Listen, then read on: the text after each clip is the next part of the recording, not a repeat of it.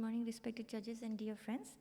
So, I'm going to present my poster on outcomes of sutureless SFIOL with trabeculectomy in subluxated or dislocated lenses in glaucoma, and I have no conflict of interest or financial disclosures.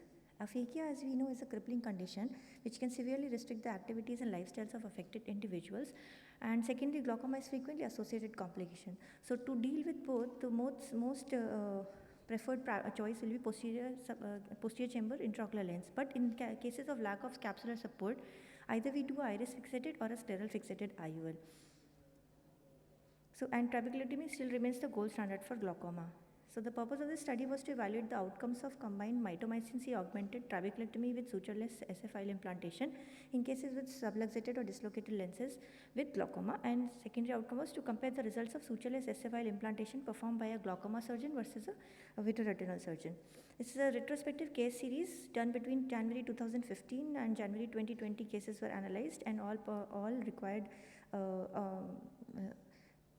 required permissions were taken.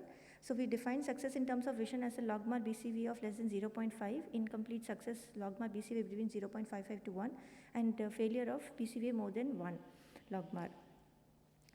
Excuse me, the timer is running on its own, this slide.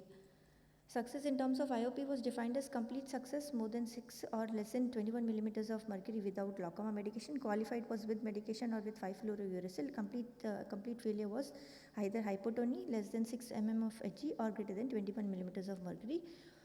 27 eyes of 26 patients were analyzed with a mean age of 56.8 years, ranged between 23 to 74 years, and there was a positive history of trauma in 18 eyes, and there were male to female was 15:11, right eye to left eye was 13:14, and the median follow-up period was 6 months.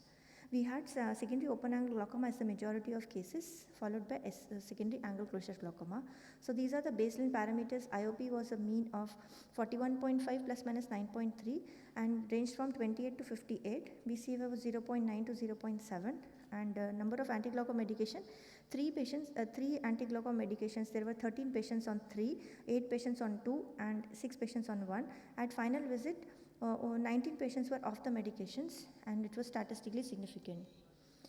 So we used scleral patch graft in one eye, and there was vitreous hemorrhage on POD 1 and 5, and hypotony on POD 1 was there in 4, because vitrectomy was done along with the trap. 5FE was given in 2 patients, AGM was given in 2, blood massage was done in 4, and LSL was done in 5. Late post-op complications were RD, ILM, NVG, ERM, all 1-1 cases. So this is terms in success in terms of IOP. We got 70.4% success in terms of IOP, and it's 66.6% complete success in terms of vision. Between vitreoretinal surgeon and glaucoma surgeon, there was no statistically significant difference with the SFIOL implantation.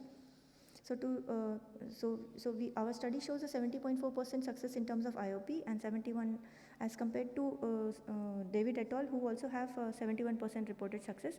Complete success in terms of vision was seen in 66.6%, and the lower rate of complications in our study was due to the use of sutureless SFIOL implantation by both anterior and posterior segment surgeons. Visual outcomes were comparable. So the strength is we bring forth the outcomes of sutureless SFIOL either by handshake or X-net technique, and compare the outcomes between glaucoma surgeon versus vitreoretinal surgeon. Limitations being it retrospective study, small sample size, short-term follow-up. So to conclude, trabeculectomy with sutureless SFIOL is a safe and effective technique for treatment of glaucoma and aphakia. X-net technique is a time-saving, less expensive and easy-to-learn technique with visual outcomes at par with vitreoretinal surgeon performing SFIOL. Thank you, sir. So did you use the Yamane technique for SFIOL? No, sir. We used a 24 gauge needle to make scleral tracks, and then we inserted the haptics into the scleral track.